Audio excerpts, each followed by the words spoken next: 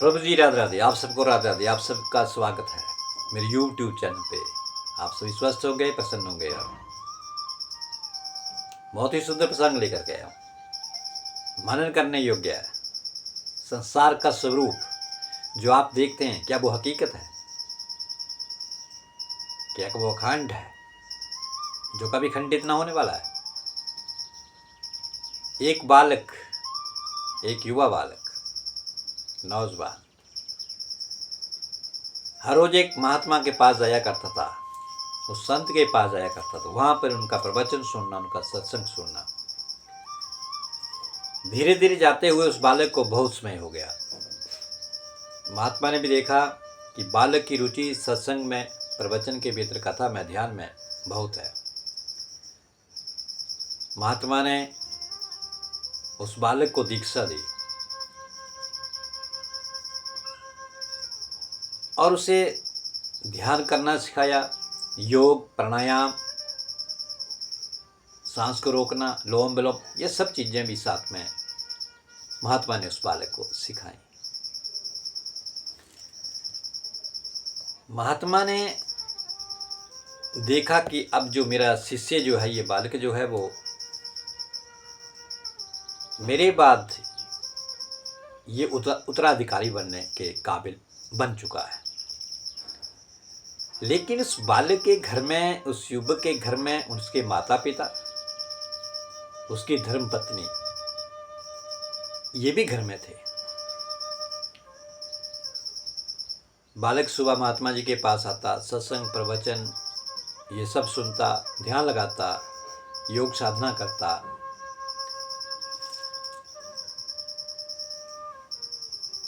महात्मा ने देखा ध्यान तो ये करता है, सब साधना भी करता है, प्रवचन भी, सत्संग भी बड़े अच्छे से सुनता है, लेकिन ये परिवार के साथ बंधा हुआ है, मुंह के भीतर बंधा हुआ है।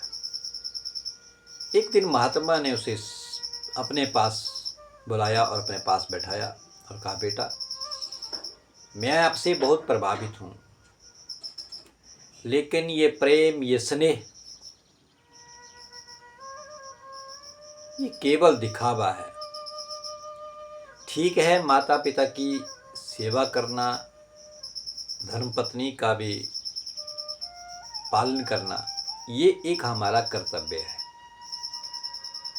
और इस कर्तव्य को हमें निभाना भी चाहिए। लेकिन उनके भीतर डूब जाना, उनसे इतना स्नेह करना जिससे आप उससे बाहर न निकल पाओ, ये भगवान की साधना में एक रुकावट है। बालक ने सारी बात सुनी और कहा महात्मा से कि गुरुजी, अगर मैं सुबह से शाम तक आपके पास रहता हूँ, शाम को अगर लेट हो जाऊँ तो मेरे माता पिता चिंताग्रस्त हो जाते हैं। वो भोजन नहीं करते मेरे बिना, उन्हें नींद नहीं आती, और धर्मपत्नी वो मेरे बिना कैसे रहेगी। गुरुजी ने देखा कि ध्यान साधना तो सीखा है, योग साधना सब सीखा है, लेकिन अभी स्नेह में पड़ा हुआ है, प्रेम में पड़ा हुआ है। गुरु ने बालक से कहा कि मैं आपको एक युक्ति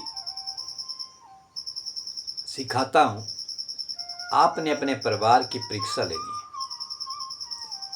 बालक ने कहा, कैसी परीक्षा? गुरुजी ने उसे सब समझाया। कहा, शाम को जब आप भोजन करोगे और फिर सो जाओगे रात को, तो सुबह आप मत उठना। आपको मैंने योग साधना, प्राणायाम, लोम विलोम ये सब सिखाया है। अपने प्राण वायु को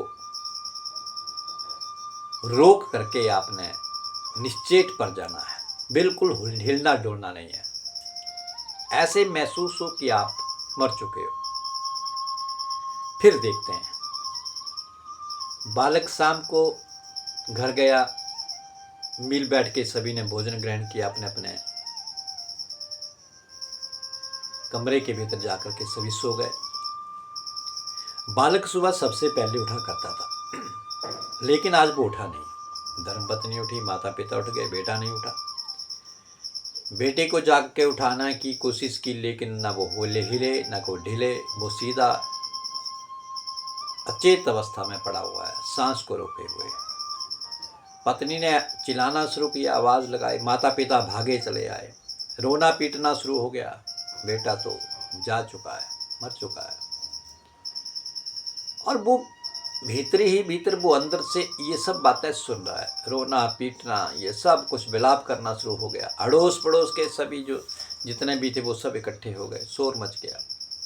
फलाने का बेटा बहुत अच्छा था, प्रभु का सिमरन भजन करता था, भगवान भी कैसी कैसी परीक्षा लेता है, ये बूढ़े माता पिता, ये पत्नी उनकी ये कहाँ जाएगी, कैसे रहेगी, ये सब लोग कहने लगे। आपस में कानाफूसी शुरू हो गई। इतनी देर में, थोड़ी देर के उपरांत ही महात्मा जी वहाँ से गुजरे। महात्मा जी ने देखा, वो तो जानते थे सब, महात्मा जी ने देखा भाई ये लोग कैसे इकट्ठे हुए, मेरे शिष्य के घर के बाहर सब इतने लोगों की भीड़। लोगों ने कहा, महात्मा जी जो आपका शिष्य था वो गुजर चुका है, वो गुजर गया, वो मर गया। महात्मा ने उदास होने की उदास हो गए महात्मा जी, उदास होने की कोशिश की लोगों को दिखाने के लिए। महात्मा जी गए पास, बेटे के पास, नाक के पास हाथ लगाया, कहा ये तो सचमुच गुजर गया है। माता पिता रोए जा रहे हैं, विलाप कर रहे हैं, पत्नी उनके पाँव के पास बैठी विलाप कर रही है, आपके बिना कैसे रहेंगे, क्या होगा, आपके बूढ़े माता पिता को कौन देखेगा, मैं अकेली औरत क्या क्या करूँगी, ये सब बातें हो रही थी वहाँ पे। महात्मा जी ने कहा कि इस बालक को मैं जीवित कर सकता हूँ। और जैसे महात्मा ने कहा मैं इसको जीवित कर सकता हूँ, सभी खामोश हो गए, चेहरे के ऊपर खुशी जाहिर होने लगी। महात्मा ने कहा एक कटोरी पानी की लेकर के आओ। धर्मपत्नी भागी गई, जल्दी से एक पानी की कटोरी लेकर के आई। महात्मा के हाथ के ऊपर वो कटोरी रखी। महात्मा ने उस कटोरे को अपने हाथ में लिया, कुछ मंत्र फूका और उसमें फूंक मारी और उस बालक के पास जहाँ वो बालक लेटा हुआ था उसके पूरे शरीर के ऊपर जल को घुमाया।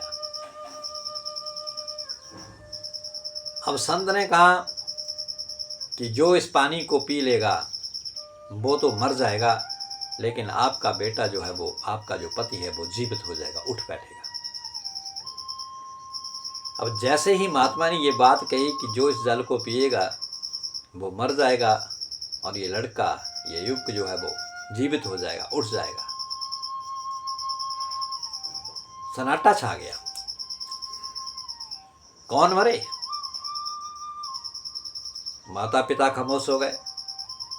पत्नी जो पाँव के पास बैठी थी उठ करके एकदम झट से दूर खड़ी हो गई। उसके बाप से कहा कि आप अपने बेटे के खातर ये जल पी लीजिए, आपका बेटा जो है वो जीवित हो जाएगा। बाप ने कहा मैं पानी तो पी लेता, लेकिन कुछ कार्य ऐसे शेष रह गए जो बेटा नहीं कर सकता, उन कार्यों को अगर मैं कर लूं तो बेहतर रहेगा, नहीं तो मेरे जाने के बाद कलेश होगा, इसलिए मैं इस जल को नहीं पी सकता। जो बाप उसके बिना भोजन नहीं करता था, वो बाप जिसको नींद नहीं आती थी बेटे के बिना, आज वो मना कर रहा है। कहा नहीं, कुछ काम शेष रह गए हैं, उनको मैं कर लूँ, मेरे बिना वो कार्य सिद्ध नहीं होंगे। माता ने कहा उस अपने पति से, बूढ़े से, कि आपकी बुद्धि भ्रष्ट हो गई है, आप मेरे बिना रह पाओगे? आपको भोजन, आपको समय से दवाई, आपको पानी ये कौन देगा? बहू तो बेचारी अभी बच्ची है, उससे कैसे घर संभाला जाएगा? उसकी माता ने भी किनारा कर लिया। अब बारी पत्नी की थी।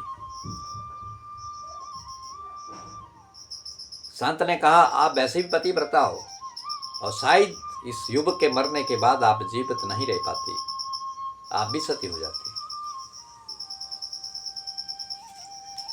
उसकी धर्मपत्नी ने कहा ये आप ठीक कह रहे हैं,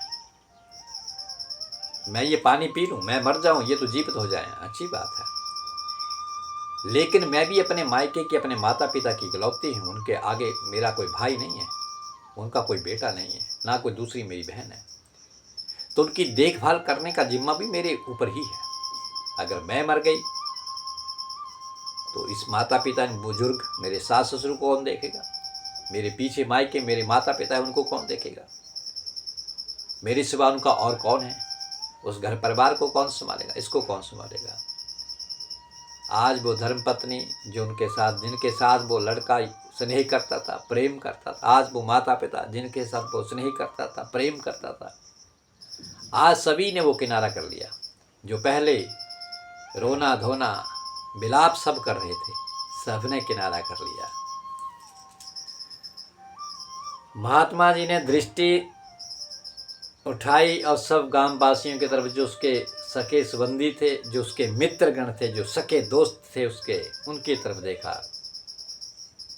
सभी ने धीरे धीरे वहां से खिसकना शुरू कर दिया।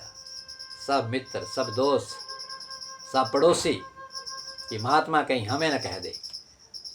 और सभी के सभी वहां से चुपके से धीरे धीरे करके सब वहां से चले गए। आंगन सूना हो गया। महात्मा ने कहा अब ये जल मुझे ही पीना पड़ेगा। तो लड़के का बाप एकदम बोला, बहुत अच्छे महात्मा जी, महात्मा का जीवन जो है वो दूसरों के परोपकार के लिए ही होता है, आप इस जल को पी सकते हैं। महात्मा जी, आप परोपकार के लिए ही तो महात्मा का रूप आपने धारण किया हुआ है। आप मुक्त आत्मा हैं। हम आपकी समाधि बनाएंगे, हम चबूतरे के ऊपर आपका एक बहुत बड़ा एक प्रतिमा लगा देंगे, आपकी पूजा होगी, ध्यान होगा, मनन होगा, सब कुछ होगा। महात्मा जी भीतर ही भीतर मुस्कुराने लगे। अब जब सब इतनी बातें हो रही थी, महात्मा जी ने वो जल तो पी लिया, पर होना क्या था? जल के भीतर अगर कुछ होता तो।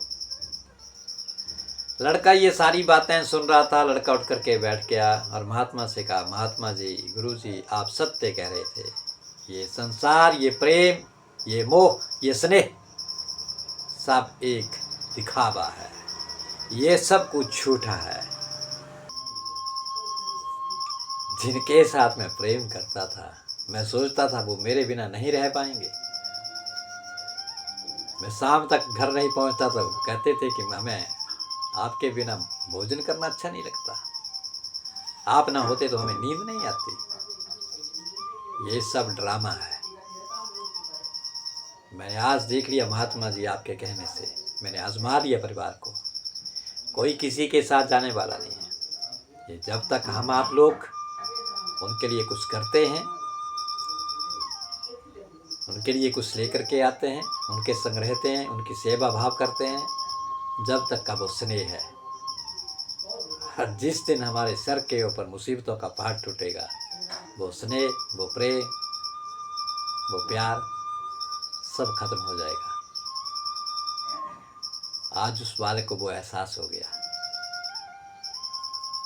और आज उस बालक ने अपना घर परिवार छोड़ दिया, उस महात्मा के साथ चले गए। कहा कि जो कर्तव्य मेरा होगा वो माता पिता के लिए मैं करूँगा, लेकिन इनके प्रेम में, इनके मोह पास में मैं बंधने वाला नहीं हूँ। अगर बंधना है मुझे अब, तो केवल हरि के चरणों में ही बंधना है। तो ये प्रसंग आपको कैसा लगा? ये संसार का स्वरूप कैसा है? ये बात मनन करने योग्य है। अब मैं आपको ये नहीं कहता कि आप घर परिवार छोड़ दो, हरि के चरणों से बंध जाओ, हरि के चरणों से बंधो, लेकिन घर परिवार को छोड़ने की जरूरत नहीं है। जो हमारा कर्तव्य है उसको हमने निभाना है। जो जिम्मेवारी उस परमपिता परमात्मा ने हमें दी है उसको निभाना है। पत्नी का संग भी देना है, माता पिता की सेवा भी करनी है, बाल बच्चों को भी देखना है, गृहस्थ को भी देखना है, और उसके साथ साथ उस प्रभु का स्मरण, उनके चरणों में हमें बंधे रहना है, जिससे हम फिर 84 के चक्कर में न पड़े। तो इस प्रसंग को अवश्य लाइक करें और मेरे चैनल को सब्सक्राइब करें। सबको राधे।